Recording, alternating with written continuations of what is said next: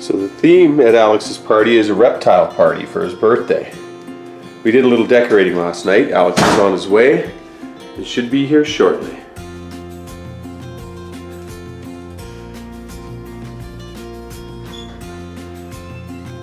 Lots of snakes.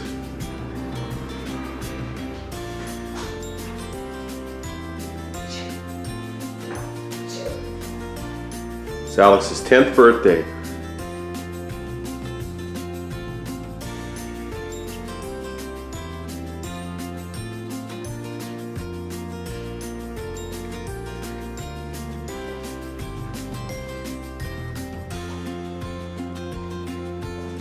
Snakes everywhere.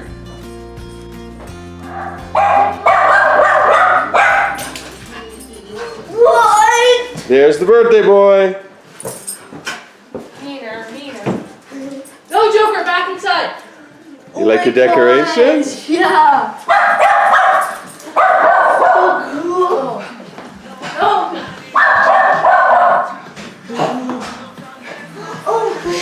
What do you think, Reed? There's Cousin Reed. Hi. So you ready for the reptiles, Alex? Yeah. You think they're gonna have a big snake? I hope they do. What about maybe a tarantula? What do you think they're gonna have? I don't know.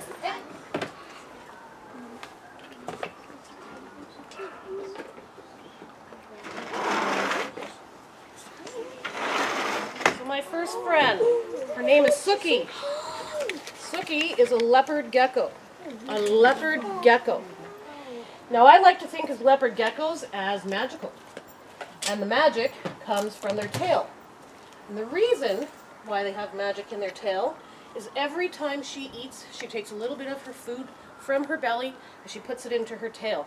That is so that if she's out in the wild and she ever gets hungry, she takes the fat from her tail, puts it back into her belly, and then now if you guys look at her tail, there's a little tip, it's pink. It doesn't look like the rest of her tail. That's because she got in a fight with one of her roommates. She got scared, she dropped her tail and tried to run away. She didn't get very far. Now her ex-roommate, but that little pink part is her growing her tail back. So she pinched it near the bottom, and she's growing her tail back slowly but surely.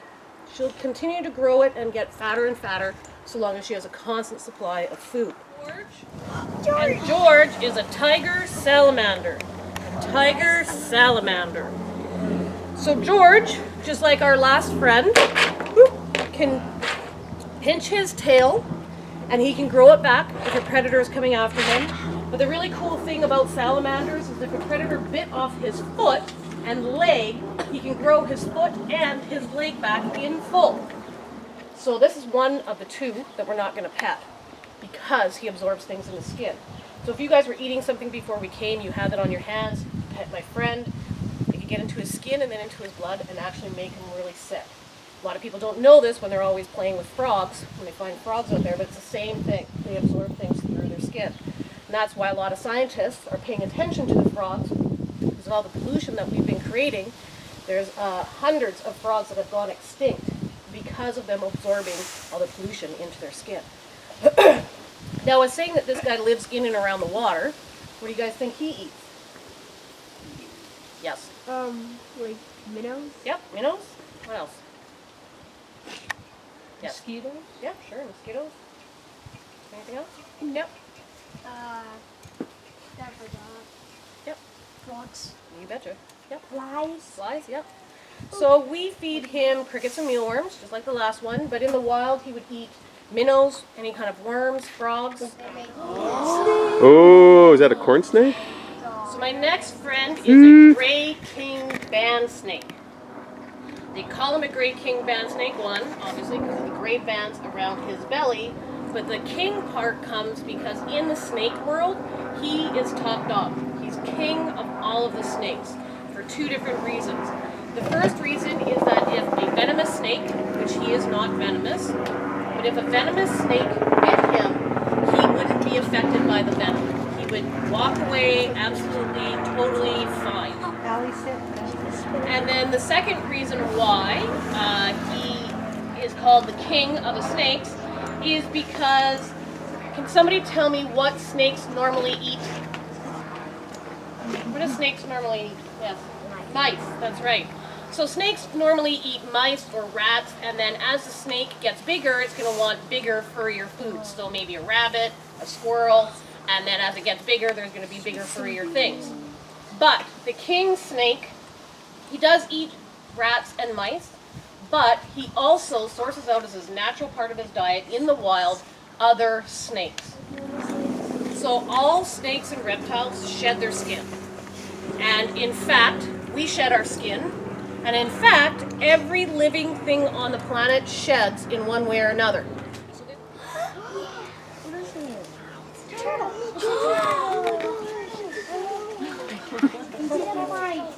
Okay, so I hear all of you guys saying, oh, it's a turtle, it's a turtle, it's a turtle. It's not. It's a tortoise. Tortoise. It's a tortoise. That's right. So it's really hard to tell the difference between a turtle and a tortoise. There's two major ways to tell the difference. The first major and best way to tell is look at their feet. So tortoises do not swim. They can't. They would sink like a rock. They are a land-based animal. Turtles, on the other hand, do swim, but they're land and water. They like both. So we look at their feet to see, do they have webbing between their toes?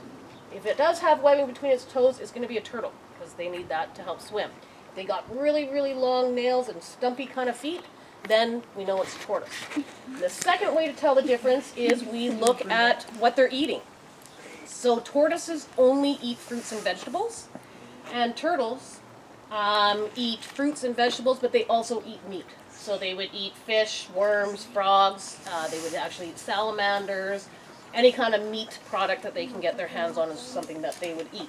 Don't, stuff like this can happen. Accidents can happen, and they're the ones that suffer, not us.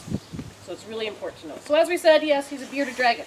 Something that's super cool about bearded dragons, when they get nervous or mad, they take the skin underneath their chin, they puff it up really big like a toad or a frog, and then it turns a dark brown, almost a black color. That's his attempt to look big and scary. They do a little bit of a hissing noise.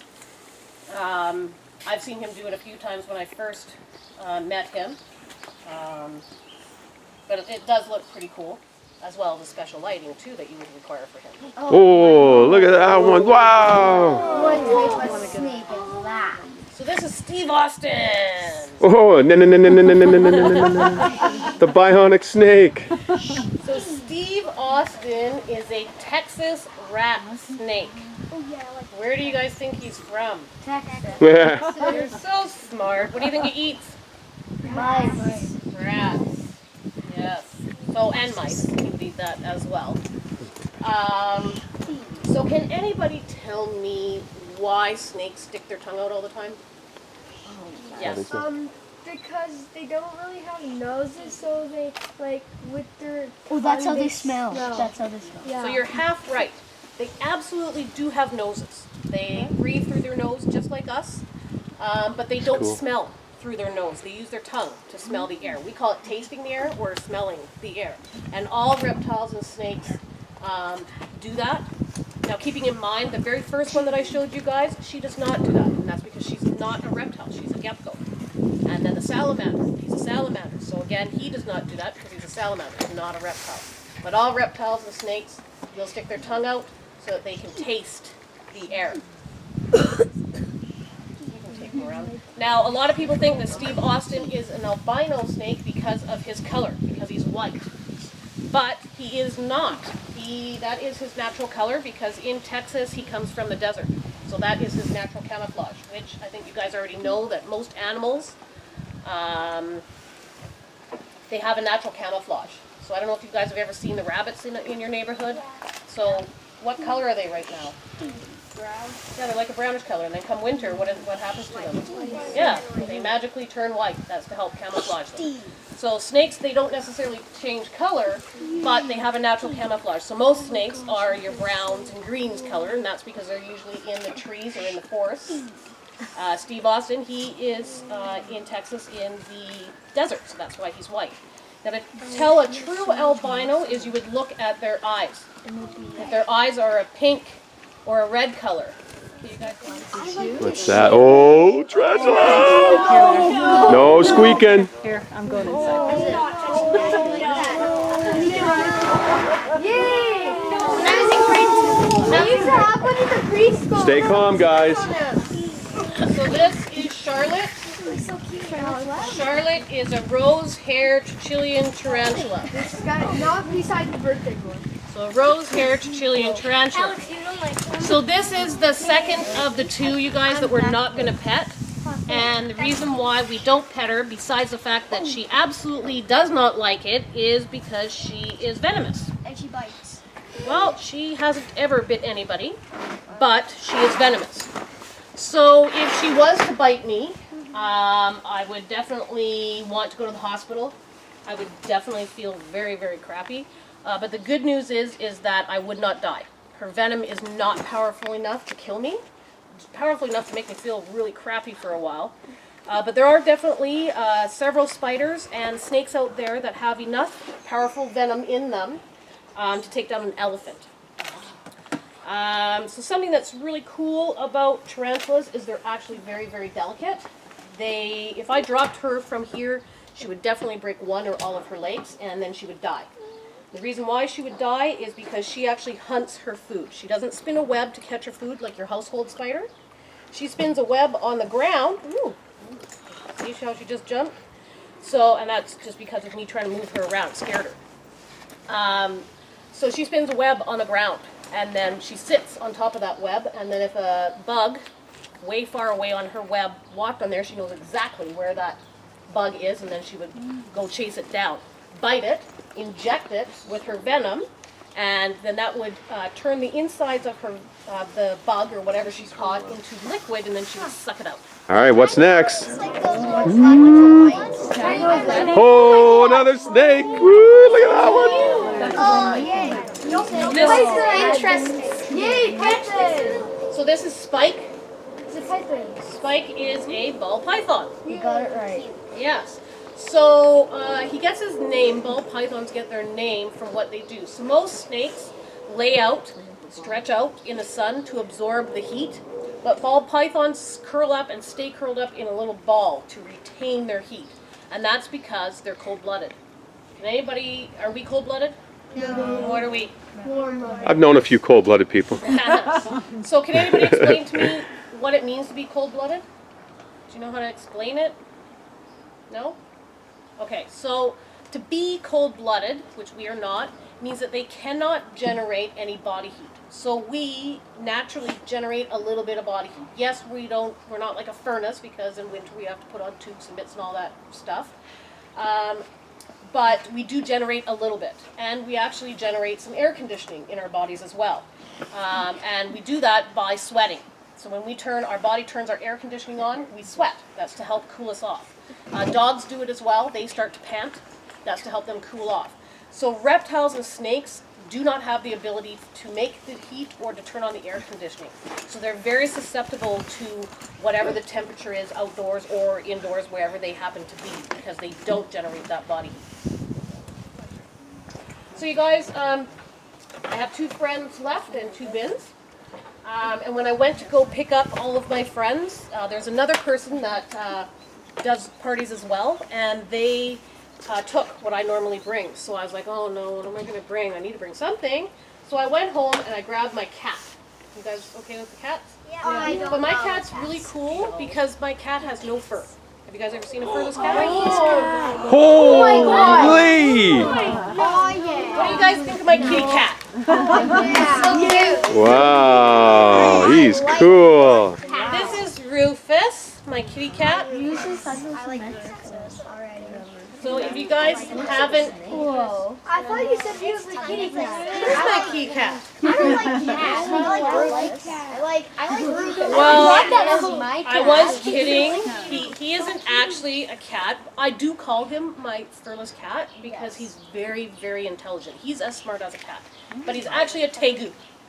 What? A tegu. A tegu. A tegu. Tegu. So he can be trained to go to the bathroom in a cat litter box, just like a cat. No way. He can fetch a ball and bring it back, just like a doll. No way.